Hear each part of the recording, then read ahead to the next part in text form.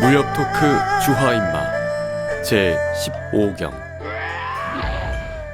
막힌 혈이 거꾸로 뚫리는 팟캐스트 무협 토크 주화인마 신조협력편 15경입니다. 저는 제작과 진행을 맡고 있는 한치고요. 옆에는 언제나처럼 동아시아 역사 철학을 공부하고 계신 야부님, 그리고 동안의 주인이자 동파된 주백통인 동주님, 네, 폐관 수련을 마치고 돌아오신 이사매님 모셨습니다. 반갑습니다. 반갑습니다. 네, 옥녀심경 수련 과정에 대해서 지난 시간에 계속 이야기를 했는데요. 네, 절묘한 타이밍에 끊었어요. 아, 절묘한 정말 얘기하고 싶었던 타이밍에서 끊겨가지고 네네. 옷 벗고 수련하는 장면. 그렇죠. 근데 옷을 벗었는데 서로의 그 몸은 볼 수 없는. 볼 수 없는 네. 이런 꽃덤불의 병풍으로 네.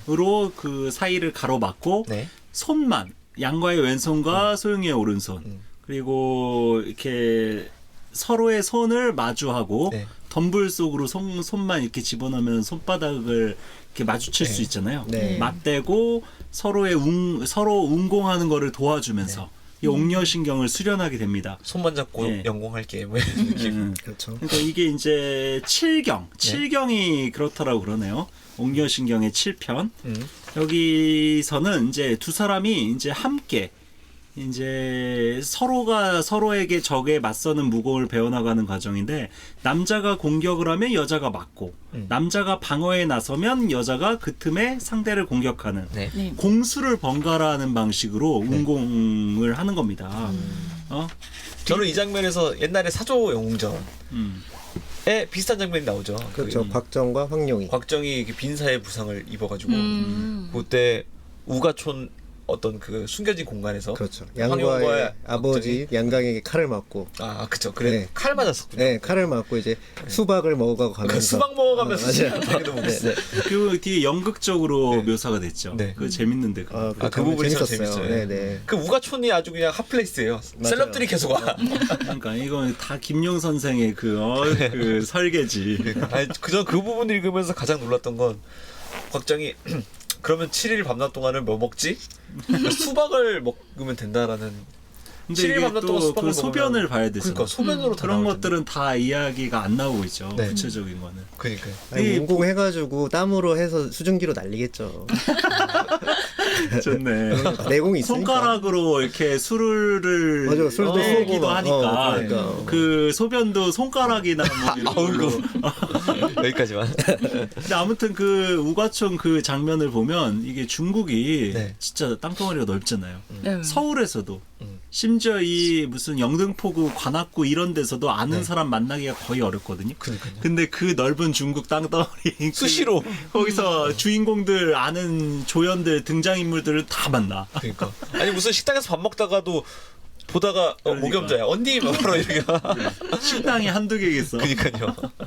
그 옥녀신경이 이제 좀 구체적인 그 연공 과정을 좀 말씀드리면, 여기서 제가 일단 좀 뜨악한 장면 하나를 먼저 말씀을 드리고 싶어요. 어떤 게 있나요? 이 서로 이렇게 손바닥을 마주하고 그 꽃덤불 사이에서 뭔가 운공을 하는 과정에서 소영유랑 이제 양과가 이렇게 수련을 마치고서 가슴이 후련해져서 서로 마주보고 웃음을 터뜨리는 장면이 네. 있습니다. 아. 거기서 소영유는 보통 크게 슬퍼하거나 기뻐하면 안 되잖아요. 네. 칠정 유욕을 억제하는, 저희가 지난 시간에 아주 자세하게 다뤘는데 자기도 모르게 소영유가 웃게 된 거야. 예. 그러니까 자기도 흠칫 놀라서 웃음을 거둡니다. 그 모습이 양과는 너무 귀여운 거예요. 그래서 이 김영사판에는 어떻게 묘사되냐면, 그 모습이 너무 귀여워서 양과는 그만 참지 못하고 소용녀를 와락 껴안고 입을 맞추었다. 그러나 그녀가 사부라는 것이 떠올라 얼른 팔을 움츠렸다. 네. 나는 이게 고려원판에서는 없었던 네. 장면을 네. 왜 김영사판에 이게 새롭게 들어간 것일까? 너무 빠르지 않나? 너무 빠르고 이때는 아무리 그래도 네. 양과가 이렇게 와락 하면서 그러니까 말아 덮치고 입을 맞추면 안 돼. 그때 바로 정색하잖아요. 어. 네. 그러니까 소영유가 정색을 하니까 그 양과가 이런 소리를 합니다. 구척이랑 싸우는 장면을 상상하면서 지금 수련을 하고 있거든요. 구척이가 무릎을 꿇고 있다가 갑자기 기습을 해서 선자를 해칠까봐 자기가 이 뽀뽀하고 껴안는 방식으로 선자를 보호한 거예요. 말도 안 되는 조성모야? 이게 진짜 웃겨. 이거에 대해서 김용 선생이 또 이제 구구절절 설명을 하고 있거든요. 네.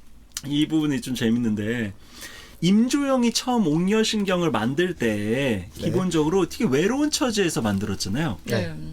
이 무공에는 기본적으로 그 왕중양에 대한 대단한 사랑의 감정이 담겨져 있는 무공 아니겠습니까? 네. 그래서 이 무공은 처음 설계가 어떤 식으로 되어 있냐? 자기가 위험에 닥쳤을 때 사랑하는 나의 왕중양이 자신의 목숨을 돌보지 않고 나를 구해줬으면 하는 그 간절한 바람을 섞어서 이 무공을 만든 거거든요. 네. 그러니까 양과는 이렇게 변명을 늘어놓은 거잖아요. 그쵸. 괜히 한번 이렇게 음심이 생겨서 이렇게 한번 껴안았는데. 껴안고 뽀뽀를 했는데 이게 변명하려고 늘어놓은 소리인데 이게 김용 선생이 보기에는 옥녀신경을 처음 임조영이 만들었을 때 그 취지에 부합하는 내용이었다라는 식의 김용 선생의 해설이 있습니다. 그 얘기를 듣고 소용녀가 그러네 고개를 끄덕였다. 말도 안 되는. 그래서 이 부분 좀 웃겨요. 출제자의 의도를 정확히 파악했구나 이렇게. 그러니까. 너 왜 그 조지 루커스 그 스타워즈 있지 않습니까? 네. 스타워즈 에피소드 4편, 그러니까 사실은 스타워즈 1편인데 네네. 아무튼간에 거기에 헨스 포드가 약간 껄렁하고 범죄자로 나오거든요. 근데 걔가 이제 나쁜 놈 악당의 부하랑 얘기하면서 총격전을 하는 장면이 있거든요. 그래서 그 나쁜 애가 죽어요. 이거를 원래는 해리슨 포드가 먼저 총을 쏜 거였는데 해리슨 포드가 그래도 착한 놈인데 사람을 먼저 죽여서야 되나 해서 상대편이 먼저 총을 쏜 거를 피해서 해리슨 포드가 총을 쏜 걸로 수정을 조지 루카스가 계속했거든요. 그것 좀 안 했으면 좋겠어. 그런 거. 그러니까 그 수정을 계속하면서 이제 해리슨 포드가 원래 그런 신이 아니었으니까 피하는 장면이 없거든요. 이렇게 그냥 다리 꼬고 앉아 있는데 이제 이걸 억지로 CG로 막 이상하게 막 건드릴수록 이상해지는 거예요. 뭔가 해리슨 포드가. 사족이라는 네. 고사가 있잖아요. 아니 그러니까 고치면 고칠수록 나빠져. 그런 것 그러니까 같아요. 근데 덜 고쳤으면 좋겠어요. 지금 이거 같은 경우에도 그 장면을 빼면은 그 뒤에 구구절절한 설명도 필요 없는 거잖아요. 근데 이게 한 번만 있는 게 아니에요. 그 장면이. 네. 뒤에 조금 있다가 같은 장면이 또 반복됩니다. 네. 이게 기본적으로 옥녀신경이 서로의 마음과 마음이 하나로 이어지는 이런 그 수련 방식들을 사용하고 있거든요. 그렇죠. 왜냐하면 상대가 위기에 처할 때 자기 목숨을 돌보지 않고 상대를 구해 주려고 하고 네. 그러면 그 상대도 자기 목숨을 돌보지 않고 또 나를 구해 주려고 하고 서로가 서로를 구해 주려고 하면서 이게 무공이 엄청나게 증진되고 상대를 압도하는 방식입니다. 네. 이게 기본적으로 사랑의 무공이죠. 사랑의 무공이야. 무공. 옥녀신경은 기본적으로 커플 운동. 옥녀 아닙니까? 옥녀. 네. 네. 임꺽정이 떠오르지 않으세요? 그게 임꺽정과 옥녀의 무공이다. 옥녀신경. 네. 어쨌거나 이 옥녀신경이 기본적으로 그런 무공이기 때문에 서로 수련을 하다 보면 없던 사랑도 이렇게 싹 트는 네. 이런 무공이야. 그러기 좋죠. 그러니까 소용녀가 눈빛이 흔들리면서 얼굴이 온통 발그레하게 물이 들어. 이런 장면을 김용 선생이 또 추가하면서 네. 웃는 듯 마는 듯한 표정이 뭐라 형언할 수 없는 느낌을 주었다. 되게 야한 이런 장면을 묘사를 해요. 신필은 야설도 잘 쓴다는 소리. 그러니 그때 또 양과가 온몸이 뜨거워집니다. 네. 더 이상 참지 못하고 두 팔로 소용녀를 또 네. 와라 껴안습니다. 네. 안 아껴안는 게 많어. 그러고는 소용녀의 뺨에 입을 맞추는 장면을 또 이게 구판에 없던 거. 전혀 없죠. 이거를 또 추가를 한 거예요. 그러니까 두 번이나 이러면서 사제지간의 예를 다했다라고 이렇게 설명하는 게 모순되잖아. 그쵸. 이건 사제지간의 예를 벗어난 거예요 이미. 이미 그렇기 때문에 벗어났- 이게 수정하면서 좀 문제가 생겼다. 오류가 생겼네. 이미 양과가 소용녀에게 흑심을 네. 품고 있는 방식으로 고쳐졌어요. 자기도 원래 모르게. 이제 저희 구판을 보면은 저희가 뒤에도 얘기를 하겠지만 소용녀가 오해를 하는 데까지 저희가 오늘 얘기할 수 있을지는 모르겠는데 오해를 할 때 그때는 소용녀만 마음을 가지고 있고 양과는 전혀 마음이 없는 그치. 것처럼 그렇게 묘사가 근데 됐었거든요. 심판에서는 양과가 먼저 몸이 네. 뜨거워져서 소용녀를 두 번이나 껴안고 뽀뽀하는 장면을 새로 추가함으로써 뭐 캐릭터성이 좀- 이상해진 거야. 그런 부분이 있구나. 양과는 뭐 안기만 하면 여자들이 이막수도 어릴 때 알았는데 이막수 힘이 풀리잖아요. 막. 네네. 뭐야? 이막수는 남자 몸을 처음 터치한 게 스킨십한 게 양과였거든. 네네. 그러니까 그런 거는 약간 이해는 되지. 그래도 애기인데. 애기여도 잘생겼잖아. 아, 남자고. 잘생긴 애기는 그럴 수 있군요. 예. 그래서 이게 기본적으로 임조영이 이런 옥녀심경을 만들면서 왕중양에 대한 이런 절절한 사랑을 무공으로 구현시킨 것인데도 불구하고 실제 옥녀심경은 만들었지만 왕중양과의 사랑은 이루어지지 않았잖아요. 네. 그래서 이게 이제 임조영과 왕중양 사이의 비극성이고 이게 소용녀와 양과가 그 원을 풀어주는 거지. 네. 옥녀심경을 통해서 구도가 반복돼요. 김용 서사는 어떤 캐릭터가 다른 캐릭터를 통해서 비슷한 캐릭터성으로 반복되면서 변주되고 좀 더 이렇게 나아지거나 아니면 더 몰락하거나 이런 식의 구도를 취하고 있는데 임조영이 왕중양과 이렇게 잘 안 된 이유가 네. 그 이사매님은 어떻게 생각을 했어요? 둘은 왜 잘 안 됐을까? 둘이 잘 어울리는 진짜 별로 여자한테 관심이 없었으니까 잘 안 된 거 아닐까요? 왕중양이 네. 왕중양도 그랬고 임조영의 문제는 임조용은 남자한테 다가가는 법을 잘 몰랐다고나 할까. 기본적으로 둘 다 마음을 털어놓는 법을 모르는 거야. 네. 사람의 마음과 마음은 이게 투명하지가 않습니다. 우리의 마음은 이 말로 표현해야만 전달이 돼요. 네. 근데 왕중양이나 임조영은 둘 다 자존심이 센 사람들이잖아. 자연스럽게 상대가 내 마음을 알아주겠거니 생각을 하고 상대가 먼저 말해주기를 원하는 거지 자기가 먼저 말하지 못하는 거야. 자기의 감정을. 마치 그 미안해라고 얘기했는데 뭐가 미안해라고 대답하는. 감정 표현이 서툴다는 거죠. 단순하게 같이 내공을 연마하면 서로의 마음이 합치돼서 부부의 연을 맺을 거라는 나이브한 생각을 한 겁니다. 이거 말을 해야지 감정이 전달되고 말 한마디 딱 한마디만 있으면 됐거든? 네. 근데 그 한마디를 못한 거야 둘 다. 그러니까 오히려 맺어지기는커녕 서로 내공을 겨루면서 경쟁심만 호승심만 더 생긴 네. 거죠. 그러니까 이게 예전에 제가 말씀드렸던 의천도령기의 그 호청우 부부와 비슷해요. 서로 사랑하는 사이지만 승부욕이 지나치게 강한 커플들 있잖아요. 한 명은 의선이고 한 명은 독선이고 해가지고 그러니까. 의와 독을 겨뤄서. 사랑하는 마음이 경쟁심으로 뭔가 대체되면 네. 이거는 진짜 최악이거든. 사랑하는 연인과 경쟁하려는 사람들 있잖아요. 현대 한국에도. 있죠. 자기 아내나 자기 남편, 자기 아내가 자기보다 돈도 많이 벌고 직장도 잘 나가. 네. 그러면 막 남자들이 막 짜가지고 막 이렇게 약간 열등감 생기고 그러잖아요. 저는 근데 그런 상황이면 기꺼이 육아를 내가 해볼게 막 이렇게 할 텐데. 그러니까 경쟁심이 있는 거야. 경쟁심. 사랑하는 관계에 경쟁심이 개입되는 순간 그 관계는 이게 파탄이 나는 거거든요. 네. 이 왕중양과 임종의 관계도 어떤 무공을 겨루는 경쟁적 관계, 라이벌 관계로 변질되면서 그 사랑의 감정들이 이렇게 왜곡된 거죠. 네. 그 이루지 못하는 근데 드라마를 이제 양과와 소영녀가 실제화한 거죠. 네, 그래서 특히 그 옥녀신경의 6번째 단계랑 7번째 단계가 중요한데요. 이 6번째 단계, 7번째 단계에 대한 설명을 김용 선생이 되게 자세하게 네. 묘사를 하고 있는데 이 부분이 좀 재밌습니다. 네. 일단 6번째 단계. 근데 이거 짝수잖아요. 육은. 네. 근데 짝수는 주역이나 동양 사상에서 기본적으로 짝수를 음수라고 합니다. 음의 숫자. 짝수가 어떤 여성을 상징하는 음의 숫자예요. 그렇군요. 반면에 홀수는 양의 숫자거든요. 네. 7번째 단계. 옥녀심경에 있어서 홀수 단계는 음이 나아간다라고 표현을 해요. 나아갈 진짜. 근데 이게 아까 홀수는 양의 자리라고 말씀드렸잖아요. 네. 양의 자리인데 음이 나아간다라고 지금 옥녀신경에 적혀 있어요. 네. 이거는 어떻게 된 거냐? 홀수는 양의 자리이기 때문에 양을 음으로 보완해야 되잖아요. 네. 그래서 음이 나아가는 거예요. 반대로 짝수는 음의 자리잖아. 네. 짝수 단계일 때는 양퇴라고 하거든요. 네. 그 옥녀신경에 네. 양이 물러난다는 얘기입니다. 음의 자리이기 때문에 양을 물러나게 함으로써 다시 음과 양의 조화를 이루는 거죠. 그러니까 음일 때는 양으로, 양일 때는 음으로 균형을 만들어주는 네. 게 옥녀신경이다. 네. 그래서 양과가 수련하던 것이 양퇴. 이 양태는 기본적으로 물러나는 거기 때문에 언제든 그만둘 수가 있는 거래요. 네. 반면에 소용료가 수련하는 음진의 단계, 음진의 단계는 이게 나아간 거기 때문에 물러날 수가 없어요. 그래서 한번 수련을 일단 시작하면 중도에 조금이라도 멈춰서는 안 돼. 그러면은 그러면 이제 문제 이렇게 주화인마에 될 수가 있는 거죠.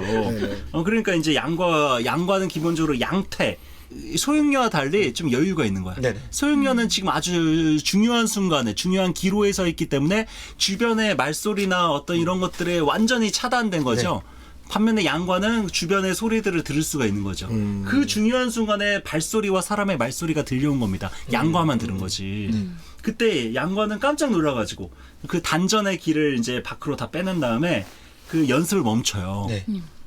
근데 소용료 같은 경우는 멈출 수가 없잖아. 멈출 수가 어떤 없죠. 상황인지도 몰라요. 네. 그래서 양과는 이게 어떻게 되나 이제 주시를 하고 있었는데 그때 들려오는 소리가 귀에 익어. 네. 누구냐 바로 조지경과 견지병.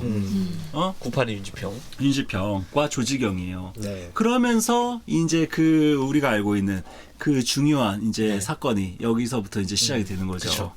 이 뒤에 어떻게 되나요? 이렇게 옥녀심경을 수련하고 있다가 두 명에게 들키게 되는데 이들이 여기로 이제 오게 된 이유가 있거든요. 그러니까 이들도 약간 조금 남들에게 보여지면 좋지 않은 대화를 하기 위해서 왔는데 견지병. 견지병을 네 조지경. 조지경이 굉장히 조금 뭐라고 해야 될까? 막 힐난하고 막 비우고 질투하고 있는 상황이죠. 그렇죠. 왜냐면은 견지병이 더 좀 약간 구척이한테 총애를 더 많이 받고 있기도 네. 하고 그러니까 뭐 비교하자면 승진 대상이에요. 실력도 견지병이 더 뛰어나요. 무공이. 근데 조지경은 또 야망이 많기 때문에 자기가 먼저 승진을 하고 싶은데 자기가 이 장문인이 되고 싶은데 하는 그런 질투가 있기 때문에 그런 문제로 이제 다투게 됩니다. 근데 이 부분도 그 윤지평을 견지병으로 바꾸면서 여러 가지 문제가 많이 생겼는데 그렇죠, 사실. 왜냐면 윤지평을 아예 없앨 수가 없잖아. 네. 윤지평이라는 인물은 놔두고 그 역할만 견지병으로 바꾸니까 이 소설에 이런 묘사가 있어요. 구척이의 제자 가운데 원래 윤지평의 무공이 으뜸이었고 견지병이 그 다음이었다. 그렇죠? 네. 그러나 금 몇 년 들어 윤지평은 내공과 기를 다스리는 데 열중하며 무공과는 조금 거리를 두었다. 그래서 3대 제자 가운데 견지병과 조지경이 서로 앞뒤를 다투고 있었다. 그러면서 둘이 이제 그 전진파를 3대 제자로서 누가 이 전진파를 물려받느냐의 문제까지 연결되는데 윤지평은 갑자기 이야기가 안 나오는 거야. 윤지평에 대해서 이렇게 설명해놓고 무공이 가장 뛰어나다고 얘기해놓고서 이런 식으로 제외를 시켜놓고서 조지경 입장에서 질투를 하려면 견지병이 아니라 윤지평을 질투를 해야지. 그렇지. 원래는 사실은 그러니까 좀 꼬여져 있어. 개연성이 좀 떨어지게 되는. 네. 그게 그런 좀 상태에서 어려웠어요. 또 조지경이 견지병의 비밀을 알죠. 네. 견지병이 소용료를 짝사랑했던 거야. 어. 그거를 계속 이렇게 끄집어내가지고 놀려먹고 막 이렇게 그거를 빌미로 삼아서 그 장문인 자리를 자기가 차지하려고 견지병을 협박할 수 있는 어떤 이런 수단으로 사용하죠. 그래서 그게 저희가 구판을 읽은 입장에서는 사실 윤지평이라는 인물이 이제 복잡한 인물처럼 그려지거든요. 자기 안에 있는 정사 사이에서 이제 혼돈을 겪는 인물로 그렇게 이해가 됐었는데 이제 윤지평을 떼어놓고서 견지병으로 따로 떨어뜨려 놓고 보니까 조금 아기가 안 맞는 듯한 느낌이 있어요, 사실. 네. 그러다가 둘이 견지병이랑 그 조지경이랑 둘이 서로 이제 싸우다가 네. 그 양과 소용료를 발견하게 된 거죠. 네. 꽃동굴 속에 벌거벗고 이제 둘이 그러니까. 손잡고 그러면서, 이러고 있으니까. 견지병은 깜짝 놀라고 왜냐면 자기 짝사랑하던 여자가 빨개 벗고 있잖아. 그러니까 견지병은 깜짝 놀라서 이렇게 멍 때리고 있고 조지경은 네. 이 조지경의 성격이 나쁜 의미에서 경망하잖아요. 그쵸. 그 양과도 경망하지만 양문과는 다른 사람을 좀 이렇게 잔인하게 괴롭히는 방식으로 남의 약점을 이용해서 상대를 막 이렇게 조롱하는 식의 그 얄팍함은 없거든. 근데 조지경은 딱 그런 캐릭터야. 네. 그러니까 둘이 이렇게 옷 벗고 있는 모습을 발견하자마자 조지경은 막 낯뜨거운 수작이라는 식으로 네. 막 이렇게 막 하하하 하면서 막 웃으면서 비웃으면서 상대를 완전히 이렇게 엄청나게 네. 조롱을 하죠. 그쵸. 그러니까 이제 양과 입장에서 완전 열받지. 왜냐하면 양과 소용료는 나쁜 짓을 한 게 하나도 그쵸, 그냥 없거든. 무공을 수련하는 것뿐이잖아요. 무공을 수련한 건데 어떤 전후 과정을 다 설명할 수가 없잖아. 네. 그래서 양과는 조징어에게 소용료도 그렇고 우리는 떳떳한 거야. 우리는 뭐 나쁜 짓 한 것도 그렇죠. 없고 물론 이제 아까 말씀드린 것처럼 양과는 소용료를 껴안고 이렇게 입술도 맞춘 이런 전력이 있기 때문에 새롭게 추가됐기 때문에 완전 떳떳하다고 말할 수 있을지 그쵸. 내가 모르겠어. 어쨌거나 약간 버럭하는 상황이야 지금. 심판은 버럭. 그런 상황에서 소용료가 양과에게 이런 말을 해요. 저들을 죽여. 소용료가 기본적으로 좀 차가운 인물이잖아요. 네. 그 자기가 벗고 있는 모습 봤다고서 이렇게 죽이는 거는 요즘 형법으로는 이게 참 좀 과하죠. 과하긴 하지만 이 강호의 세계에서는 충분히 타당한 얘기죠. 그렇죠. 죽이라고 해요. 양과가 일대는 이미 실력이 일치월장한 상태이기 때문에 네. 죽이려면 죽일 수도 있는 상황이야. 네. 근데 이제 이게 또 이 소설이 제가 김영사판을 보면서 계속 걸리는 부분이 이런 건데 앞에서 죽이라고 그랬잖아. 네. 그래놓고 두세 페이지 지나서는 어떤 식으로 이야기되고 있냐. 그 양과가 조지경을 정말 죽이려고 하는 순간 소용료가 이렇게 가느다란 목소리로 이런 말을 해요. 과야, 양과야, 스승을 죽이는 것은 좋지 않아. 오늘 일을 발설하지 않겠다는 맹세를 시키고 그냥 보내주렴. 이런 얘기를 해요. 소용료가. 앞에서는 죽이려 놓고. 이미 사제지간은 깨졌는데. 그러니까 이게 무슨 스승이야. 네. 이게 무슨 스승이야. 앞에서는 죽이려 해놓고서 이제 와서 또 말 바꾸는 것도 이상하고 네. 또 스승을 죽이는 것은 좋지 않다라고 얘기하는 것도 좀 이상하고 여러 가지로 좀 이렇게 약간 감정이입하는데 방해하는 여러 서술들이 디테일하게 조금씩 있습니다. 개연성이 좀 떨어지고 캐릭터가 약간 붕괴하는. 그러면서 조지경이 그 유명한 그 거짓말을 하잖아요. 맹세를 하는 순간에도 잔머리를 굴려서 네. 자기가 오늘 일은 이곳에 있는 우리 네 사람만 아는 사실이다. 만일 내가 발설하여 아는 이가 5이 된다면 난 패가망신에 사문에서 쫓겨나도 좋다. 막 이런 식으로 이야기를 해요. 네. 이 말에는 함정이 있거든요. 그쵸. 5명째에게만 알리지 않겠다는 얘기죠. 6명, 7명째에게는 말할 수도 있다라는 얘기를 일부러 숨겨놓은 거거든. 네. 견지병과 양과는 그걸 눈치챘지만 소용료는 눈치 못 챘고 네. 어찌어찌 그냥 어물쩍 넘어가요. 근데 이것도 나중에 그 조지경이 이것도 어쨌거나 6명, 7명에게 발설을 한다 하더라도 5명째도 6, 7명째 사람이 들으려면 5명째도 들을 수밖에 없는 아, 거잖아요. 근데 이건 저도 읽으면서 그 생각을 했는데 요거를 동시에 여러 사람들한테 말하면 돼요. 아, 그러면 불분명해지잖아요. 누가 5명째인지. 아무튼 네. 좀 이렇게 그래. 조지경 캐릭터도 완전 네. 거짓말이지. 완전히 꼼수로. 그런 식으로 네. 둘의 목숨을 부지하고 소용료와 양과는 같이 이제 그 고묘로 돌아가는 거죠. 근데 여기서도 구판이랑 심판이랑 다른 부분이 있다고 들었습니다. 네, 제가 구판을 읽었을 때는 윤지평이 그 맹세의 의미로 손가락을 2개를 자르거든요. 아, 맞아. 그러니까 여기까지 읽으면은 윤지평은 굉장히 그러니까 들어가기 전에 처음 소용료를 만난 이후로 이때까지 한 2년에서 2년 3개월인가 4개월 정도의 시간이 흐른 동안도 짝사랑을 계속 일편단심으로 해왔고, 되게 네. 그리고 또 그 뭔가 치부를 사랑하는 사람의 치부를 봤을 때도 그 맹세를 위해서 자기 손가락을 잘라버려요. 여기까지는 굉장히 조금 괜찮은 캐릭터로도 보여요. 남자로서 그러니까 윤지평일 때 남자로서 괜찮은 캐릭터 아닌가 이런 생각을 하게 되거든요.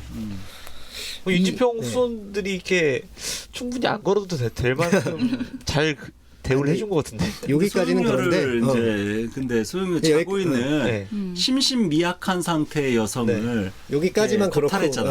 요 다음에 이제 그거를 큰 뭐 어떻게 할 거야. 사건을 일으키기 때문에 그것 때문에 이제 문제가 돼서 분리를 한 것 같아요. 그렇군요. 아무튼 그 부분이 다르다는 점 네네. 짚고 넘어가봤습니다. 그래서 그 견지병이 이 심판에서는 뭐 이렇게 손가락 자르고 이런 건 없고 그냥 나는 내가 이 일을 조금이라도 입 밖에 발설한다면 이 세상 누구보다도 비참하게 죽어 지옥에 떨어질 것이고 다음 세상에는 개돼지로 태어날 것이다. 막 이런 얘기를 비장하게 해요. 그러니까 양과가 저 얘기가 진짜 간절하게 진심에서 우러나온 소리라고 느끼는 거야. 네. 그때 이제 조지경이 이런 말을 해요. 견가야. 개돼지로 태어나는 것도 참 잘 어울리겠구나.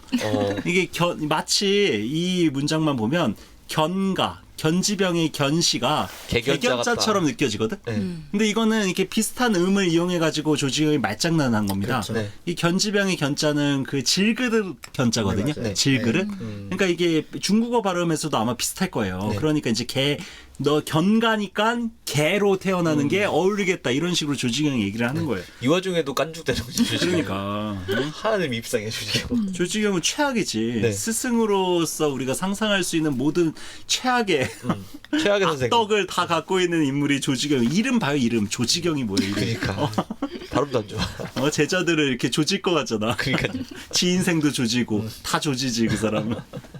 그래서 이 상황에서 소용료는 외상을 입게 되죠. 운공을 하다가 이제 뭐 급격히 멈추게 되니까 그래서 다시 둘은 고묘로 돌아가게 됩니다. 예, 그래서 뭐 내가 곧 죽을 것 같으니까 너를 먼저 죽여야겠다. 이런 얘기를 이제 얘기하죠. 소용료 나오고 소용료가 동반 자살을 시도를 하게 되는데 여기서 양과는 이제 또 도망가 버려요. 그렇지. 뭐 죽을 수는 없으니까 그치. 네, 바로 도망갑니다. 이때는 양과가 소용료에 대한 어떤 엄청난 사랑이나 네. 뭐 이런 정이 있는 단계는 아니죠. 그런 건 아니고. 그러니까 여기까지만 해도 구파는 뭔가 스무스한데 심파는 그렇게 뭐 사랑하는 마음이 일어났다가 또 같이 갑자기 죽다고 하니까 예, 그렇게 되거든요. 이제 도망가고. 네, 네. 그래서 이 도망갔다가 다시 돌아오는 과정에서 소용료가 홍릉파를 실제 죽이려고 그래요. 네네 맞습니다. 그래서 막 거의 목을 소용료가 검을 양과 목에까지 이렇게 거의 가까이 근접하게 찌르기 직전까지 갔다가 멈춥니다. 그래가지고 겨우 양과가 살거든요. 네. 네, 실제로 죽이려고 실제 하는데 죽이려고 하죠. 근데 이제 구판 같은 경우에는 실제로 죽이려고 해서 도망을 쳤다가 다시 돌아온 다음에는 죽음을 같이 하기 위해서 단용석을 내리고 그렇지. 안으로 뛰어들어가는 장면이 나오니까 맞아. 뭔가 내용이 조금 연결이 네, 스무스한데 심판은 사랑했다가 도망갔다가 다시 돌아오는 게 약간 좀 이상하지 않나 그런 생각을 하게 사랑이 됩니다. 아니라 그냥 순간의 음심이었던 뭐 것 그렇게 같아요. 그렇게 해석을 네, 해야겠죠. 네. 그러니까. 그래서 어쨌든 양과는 도망을 쳤다가 홍릉파를 만나게 되죠. 홍릉파라고 하면 또 그 이막수의 이막수의 제자. 네, 여기서 또 이제 이삼해님이 나오는 거죠. 이막수 삼해. 그러니까 이삼해님이 이막수 소용료의 입장에서 이막수를 이삼해님이라고 이삼해라고 부를 거 아니야. 그렇죠. 그 누구야? 이막수 입장에선 소용료를 그럼 소삼해라고 부르나? 근데 뭐 삼해라고만 소용료 그냥 그렇지 않나요? 삼해라고는 네. 부르긴 네, 해요. 어떻게 불렀는지 기억이 잘 안 나네요. 그냥 삼해였던 것 같아요. 그래서 홍릉파를 또 약간 바보 연기를 하면서 나 홍릉파도 네. 이 신조염제에 나오는 여러 조연들 중에 짠한 사람이 몇 명 있는데 그 중에 하나가 홍릉파야. 이름까지 받았는데 되게 비중 없이. 홍릉파도 되게 짠해. 네. 이 사람도 이막수의 제자답게 성격이 좀 선하진 않잖아요. 네. 악독하거든. 근데 마지막에 죽는 장면 그리고 초기에 양과 이제 서로 막 말장난하면서 이렇게 네. 뭔가 다투면서 서로 정을 쌓아가는 네. 홍릉파도 기본적으로 양과를 좀 좋아했거든. 그게 제대로 드러나거나 그러진 않았지만 네. 마지막에 그 죽는 장면이 근데 너무 짠해가지고 사부에 의해서 죽잖아. 네. 그래서 디딤돌이 돼서 죽죠. 홍릉파도 좀 짠하더라고. 그 육무쌍한테 또 잘해줬다는 것 때문에. 맞아. 그게 더 짠해. 그것도 그렇고. 예. 그래서 제가 생각했을 때 홍릉파는 그냥 약간 되게 소시민 같은 느낌이 들거든요. 그러니까 맞아요. 자기를 위해서는 자기를 좀 보호하려고 하기도 하고 그게 어디서 나오냐면 이제 같이 고묘에 갇혔다가 양과가 또 이제 수작을 부려가지고 너네들 중에서 이제 선착순으로 한 명만 돼 이랬을 때 사부 등 뒤에 막 바짝 달라붙어가지고 어떻게든 3등을 하려고 하는 찌질하군요, 네. 홍릉파도. 그런 모습을 보이거나 아니면 양과와 이제 방금 전에 올라오기로 고묘로 올라오는 길에서 농담을 주고받으면서 수작을 부리거나 뭐 내가 예쁘니만 하면서 그런 얘기들을 주고받는 과정을 보면은 그냥 일반적인 조연인데 좀 그런 면에 있어서는 좀 최후가 짠하는 부분이 있죠. 아무튼 저는 이 가까운 사람들에게 어떻게 하느냐를 보면 그 사람의 캐릭터를 정확하게 알 수 있다고 그쵸. 생각이 들어요. 이게 뭐 적이나 뭐 처음 보는 사람에게 어떻게 하느냐도 물론 중요하지만 가장 자기를 믿고 따르고 자기를 추종하는 네. 자기의 어떤 휘하 부하들이나 자기 사람이라고 불리는 사람들에게 네. 어떻게 하느냐가 중요한 거야. 이게 우리가 주인공이라고 좀 멋있다 생각하는 사람들은 하나도 빠짐없이 잘합니다. 가족들한테 가까운 잘한다. 가족들이라 꼭 가족들만이 아니라 정확하게 이렇게 정당하게 물론 곽정이 곽부 팔을 자르려고 했던 것도 되게 잘한 거잖아. 그렇죠. 그런 거는 잘한 거지. 네. 무조건 이렇게 애지중지 금지옥엽으로 내 가족만 내 새끼만 중하다 이런 게 아니라 기본적으로 자기가 생각하는 어떤 가치나 자기가 소중하게 여기는 거에 입각해서 주변 사람들을 공명정대하게 다루느냐 안 다루느냐 이게 중요한데 네. 그것보다는 곽정만은 못하더라도 최소한 자기 사람은 보호할 줄 알아야 된다. 이게 저는 이런 조폭조차도 이런 의리가 그쵸. 저는 있어야 된다고 생각을 하거든요. 자기 사람을 내팽겨치고 자기 목숨을 위해서 자기 부하를 희생시키거나 이거는 진짜 극혐이지. 극혐이죠. 이막수가 그런 점에서 이게 못했어. 도저히 좀 상종하기에 어려운 캐릭터죠. 저는 주인공과 주인공이 아닌 사람들 간의 이제 그 경계라는 게 고묘에서 다투면서 고묘파의 두 파가 갈려가지고 지금 싸우게 되는 거잖아요.